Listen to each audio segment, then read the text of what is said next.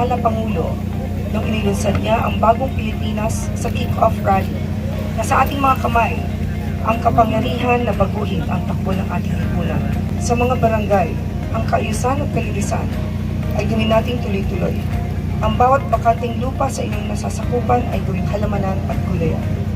Ito ang hamon na nais kong iparating sa ating mga barangay. Hindi lamang natin responsibilidad ang paglilinis, kundi pag-aalaga din ng kalikasan. Gawin natin itong bahagi ng ating pang-araw-araw na buhay. Ito pong ting Sabado, ito po ay programa ng ating mahal na Pangulo. Ang tawag po natin ito ay Bagong Pilipinas. Bakit? Hindi ba napakaganda kung isang bansa patigod mo walang basura? Alam nyo ba na sa buong Pilipinas, sa isang araw ang pinupulos na basura, sa urban area o sa mga probinsya na lang, halos 0.3 na kilo.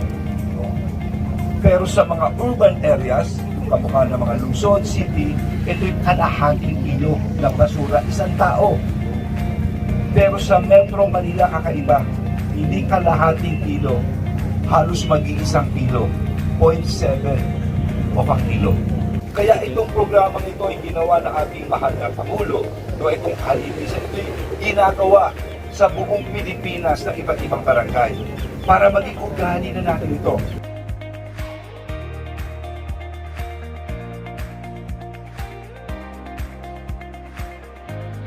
Maraming salamat sa inyo pong lahat. Mabuhay ang Malabon, mabuhay ang Bagong Pilipinas.